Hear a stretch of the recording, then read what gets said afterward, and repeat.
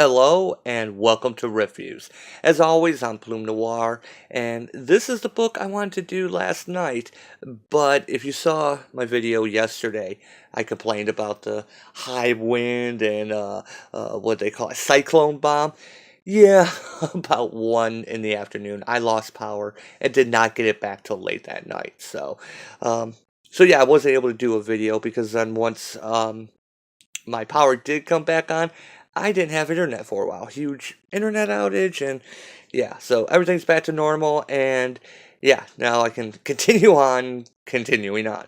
Um, so yeah, here we have High Level. Again, one of the NuVertigo books, NuVertigo, and this has got to be the worst logo design. That's bad.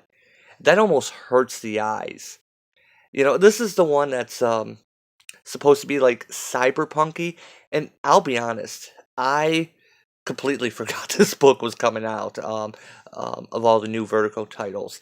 And so yeah, here we have oh, look at that. 13 Roman numerals on her back. That's the main character, 13. Um, so yeah, what did I think of this book? As always, here we are, a minute and a half in. Butters decides to join us. Hey, boo boo. Um, yeah, I don't set this up. She just sees me with the phone out and the light going, so she thinks I'm taking pictures of her again. So come on, come on. Let's just move the butt. Move. Alright. Sorry about that. So let's go ahead. Let's take a look at. It's going to be one of those nights, isn't it? She's wound up. So let's just pop in with this sort of almost medieval looking thing. But notice it says somewhere else, not some other time, somewhere else. And they talk about how, I know I was hesitant to move here, Edward. I still have those moments of doubt sometimes when I wonder if we did the right thing for the family. For some reason, the family is in bold. And yeah, he's in armor and everything, and she's going off to take a bath, and guy walks up. Are you looking for something more? Yeah, that's the worst threesome offer ever. So now we cut. Oh, God. we cut to the main character, 13, who is behind Butters. We see it is a blue-haired, side of her head shaven woman dealing with garbage, or in this case, sewage. I mean, did Cassandra from Goddess Mode, is she in 2 books? So anyway, yeah, she's going through sewage, and she talks about this story about how this sick old man who lost everything told me he didn't need new answers. He didn't need the book anymore. So he gives her a Bible, and it was basically the story of Moses going up and bringing down the commandments. And anyway, the book was boring. I should have kept the water, because she traded water for the book. Yeah, it's, she talks about how she read it. The book was boring. Did she only just pick up the Bible and just read like couple pages? Because the Bible is full of sex and murder and conniving. I'm not even really a religious person, but there's a lot going. I've read the Bible. I actually worked at a Christian. I was a Christian radio DJ once upon a time, just because it paid. So I will say the Bible is not boring, but that's our slam on religion, which is interesting because there's a lot of religious imagery in this. So yeah, she's cleaning out sewage for some reason. Yeah, but she has a robot buddy, and so she goes to this bar, and you know what? I love the art in this book. It kind of reminds me of like some of the 2000 AD stuff, but I hate this panel layout. If it was not for the seam here, this looks like one continuous panel because there's a slight coloring change here, with the shade of purple. And this didn't look, this almost looks like it's an establishing shot all the way across. I didn't realize this was 13 in both panels. So yeah, there's no gutter here. We have a gutter here. Of course, it's the page, the gutter is the place where the pages, the end. So it gives it gives space for the things. But there's this doesn't have gutters on either side. Goes continuous. It's a bad design, and I keep pointing it out because I don't know if people are using it more or if I'm just noticing it more. So anyway, enough of the complaining about that. She goes into this bar and, oh, hey, look, everything's so silly. And does this large-breasted woman have a beard and mustache? We have this woman over here who is pretty much naked. This reminds me of my goth days, actually. Um, and yeah, she gets hit on. How about a smile? And she hits him. She breaks a bottle over his head. And the bartender's just like, you must be new here. Yeah, okay, that seems a little bit overboard, but whatever. So 13 meets up with this woman, and, you're drawing too much attention. They pretend like they're making out, but no, it's actually just a deal they're doing. Um, relax, I always deliver. Not quite sure she pulls out like this memory chip or something. Um, for one thing, when I got to this scene, I was thinking, wait a minute, I forgot this book was coming out. Isn't there some book coming out from Vertigo about lesbian love being forbidden or something? I thought this might have been that book at first, but then I remembered that's actually, I think, called Safe Sex or Safer Sex. We still have that one to look forward to. So yeah, she's going through sewage. They even referred to her as Sewer Girl. How's business, Sewer Girl? So I'm not quite sure what she does in this book, because she seems to do like she gets pulled into jobs to retrieve stuff or deliver stuff, but then she's for some reason pumping sewage. I don't know if that's how she finds things. It's never really quite explained. And of course, there's always people talking about a place called High Level. Yeah, High Level. At least it's legible here. But at the bar, ends up, oh look, the goon squad breaks in because they're looking for a little girl who has been with a man and being taken away. They're trying to find her. 13 thinks that these police basically are looking for her. Never explained why she would be paranoid that they're looking for her. She even she swears, oh F me. But they ask, and never seen them. I certainly don't like kids in here or army goons. So stop harassing my customers. Does the little girl have a map drawn on her back? Yeah, I'm just wondering because apparently she's the living MacGuffin, just like in Waterworld. So she gets the heck out of there, and oh look, she even has her robot in a little baby seat, and heads back home. She runs into one of her friends, finds out that he's had enough of whatever it is they do. I'm still not quite sure what they do, and I'm getting too old for this. It's a young man's game. I've hit the ceiling. I want something more. And she asks him, "What more could you want?" And he talks about going to High Level and explains how they're trying to, when you get there, they have a purpose. They call it ascension. You're not trying to survive, you're working to ascend. Don't tell me you believe all that city in the sky fairy tale BS. Now, I'm not quite sure why she calls a city in the sky. High Level is a place. They talk about it's a real place. Why is it a fairy tale? I mean, maybe she means what's going on there, and so anyway, she doubts it, but wishes him luck anyway, and so she comes here to this woman. I guess this is who's supposed to pay her for whatever she did early. I'm not quite sure. She's just running into all her friends, which at first I didn't even know this Emma was a woman. It just kind of looks like a fat guy to me with the bluish white hair.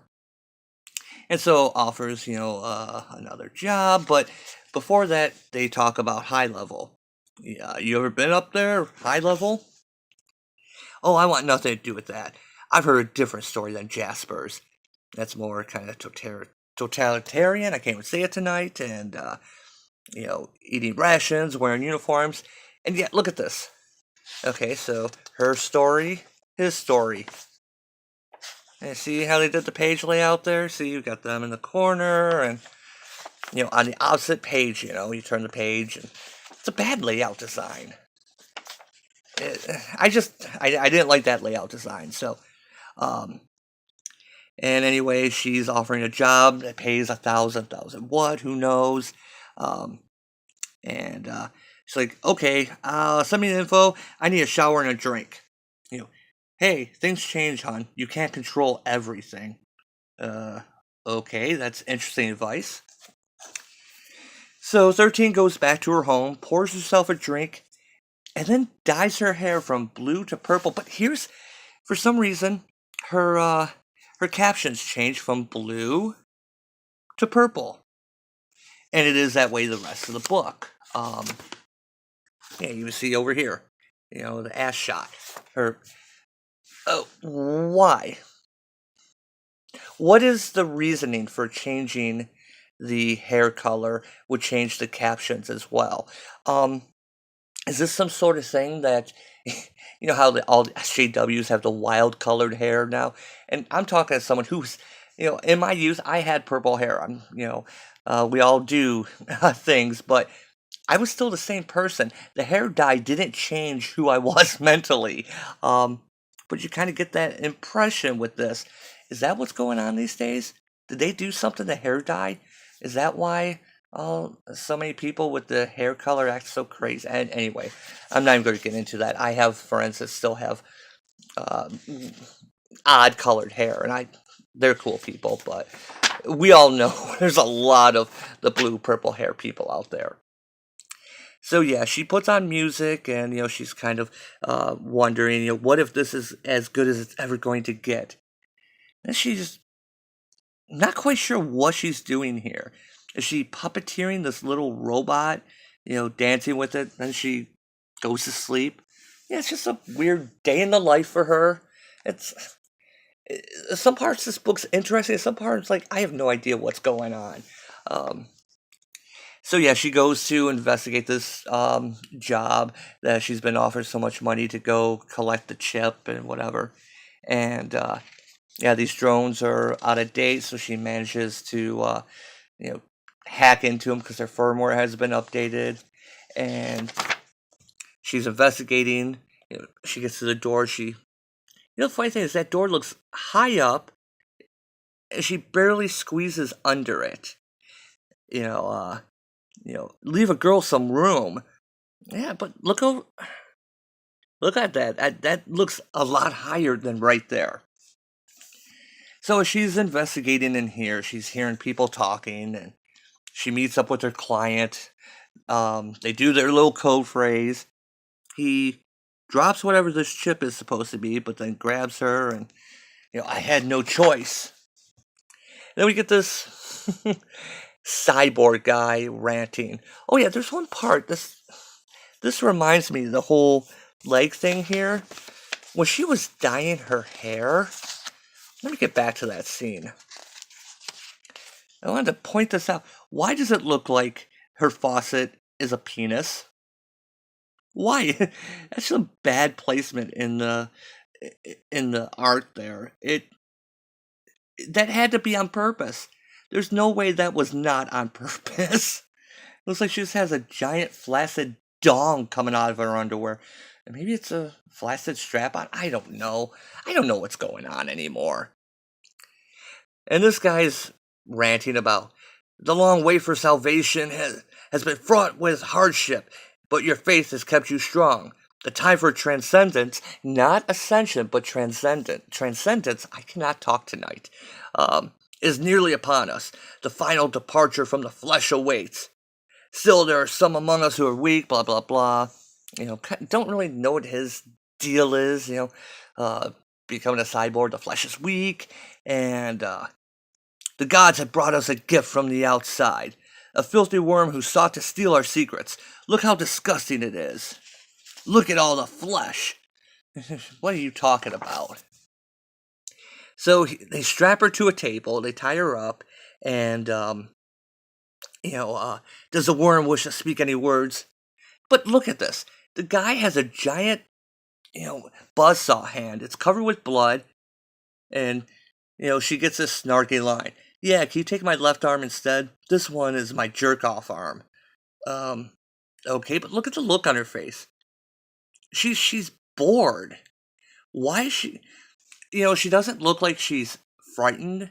She doesn't look like she's like, talking back, having any type of, like FU face. No, she's bored.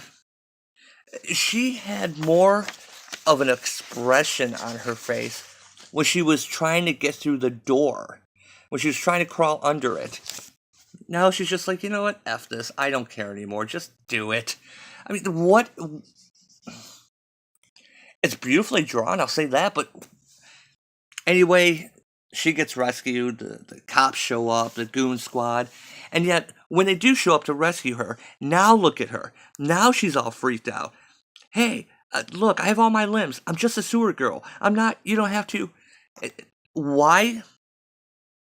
And he's got, the goon guy has a knife up to her. He just has his knife pulled back. Here's the buzzsaw right up against her. I mean, granted, it doesn't look like it's running, but why she looks so freaked out there? And then, he unties her. It's okay, you're safe now. I'm not going to hurt you, 13. You? What the F are you doing here? He pulls his mask down. First issue... we don't know who he is. This dialogue doesn't really... I understand, yeah, this is an old boyfriend, but... this dramatic reveal, it's like, okay. It reminds me of that episode of Justice League where the Flash and Lex Luthor switch bodies, and Lex Luthor is in Flash's body, and he goes up into the mirror and says, now I finally know who the Flash is. He pulls the mask off and says, I have no idea who this is. It's just any other guy. So, yeah, I'm going to stop right there. There's a few more pages. This book is... I don't know. I read through this a couple times, and it's bad at some points. I mean, obviously, this is high level. But, all is not great. I mean, who is this guy? Why? This is what people are trying to go for. This book is, I think, about faith overall. And, people believing in heaven. High level is heaven. God, I hate that logo. This is the book... Rob Sheridan. He was the guy that did like the art for Nine Inch Nails, and I love Nine Inch Nails. I saw them a couple times actually. I saw the Nine Inch Nails David Bowie tour, the Outside tour back in '95. Oh, that was a good show. But anyway, he kind of did the iconic symbolism and art that with the '90s you recognize with that, and the art in this. Barnaby Jones! Sorry, that was my poor kill face. Barnaby Bagenda. The art on this is great. Excuse me, had to clear my throat there. The art is fantastic. It's very, I want to say organic. And yeah, it has a lot of the crazy colors, the way it does. But it's not as garish as Goddess Mode. And, the people... they have different faces. It's not, just the same couple faces. And yeah, there's a few people like whatever this is supposed to be. We have the bearded woman back here. Oh yeah, and this guy in a overly muscular guy in a dress. Yeah, it's very unique. Supposedly cyberpunk, but I don't know what she does. I don't understand. She's a sewer girl, but people are paying her for jobs, and what was the point of getting her? So we have Emma here, who pays her $1,000 to go run this job. Yeah, we replaced it. It's just a simple chip pickup at the old warehouse compound. So She goes to get the chip, and turns out that it's a setup. This guy, grabs her, um, and takes her to Chainsaw Hand to sacrifice her, make an offering. Um, the gods have brought us a gift from the outside, a filthy worm who sought to steal our secrets. Look how disgusting it is. It seems like an awful lot to go through. Did he set up the job to get the chip? To get her and set up the whole chip? Was the chip? I don't know what's going on here. It seems like this plan is awfully convoluted. She was able to get there. If they're looking for outsiders, it could not have been that hard. It seems like this plan to lure a sewer girl in, maybe it's the only way to get anyone there. They have to bribe people to come with 1,000 credits or whatever. But uh, and so yeah, it turns out that the one dude, her ex-boyfriend, found out she was going to be there. There's a lot of convenience in this book. Um, so yeah, what did I think of this book? The art is great. I love the art. It's it's really nice, except for that panel. I stop doing that, people. Stop doing this unbroken panel across 2 pages. And yeah, then the different stories, versions of the story here on the preceding pages. That kind of mirroring effect. It's not really a mirror, but yeah, it's kind of contrived. There's a lot of contrived. This book feels like uh, Cyberpunk, Waterworld, first teenager. It feels like a teenager writing a story for a creative writing class, that wants to do a cyberpunk water world, because they even talk about early on how water is scarce. Fresh water was scarce in Waterworld, and I actually don't know what to judge this. I will be honest. I am interested in the story to see where it goes, because the concept is not that bad. Um, Although the city in the sky be fairy tale, when some things don't line up, it feels like a draft. It feels like it needed some editing. Um, wow, I can't believe I've already gone 22 minutes on this. So what did I think? I'm going 3 o'clock. I'm going 3 o'clock. Oh, when I first read it, like I said, when I got to that one page where it looked like they were making out, um, I thought this was that safe sex book. I think that might be the next one coming from Vertigo. We've already got 2 canceled books, and not even all the issues have come out yet. All the new books in the series line. That's not good, guys. That is not good. This is probably one of the best of the new Vertigo books. That's not saying much. The best I would say would be American Carnage, and it's pretty average. I mean, maybe I'm just getting my standards lowered. Everything below it, everything else is garbage. So just like Sewer Girls 13, this is just above garbage. Um, the art really helps. If this was a different artist, this would be really bad. Um, but yeah, keep getting the goddess mode there, right? Is that right in the scene? No, it's not. But yeah, it's Cyberpunk. It's baby's first Cyberpunk is what it is, and there's a lot of tropes and conventions in here. Not really anything original. There's the Bible bashing, but it turns out she has a boyfriend, and but you think she's a lesbian, and she's conned into a job. It's You're not going to really get anything original in this book. Um, it's it's relatively harmless, I'd have to say, but I'm intrigued. This could go somewhere. You get a last page reveal that we saw coming a mile away. It's not a surprise. It's once the goons break in, yeah, And by the way, that's the other thing. Why is the goon squad? Why does 13 think that they're looking for her? Because she does these secret jobs as well as being a super. What exactly does she do? Does she find things? Does she get paid to find things? Is she a scavenger, bounty hunter?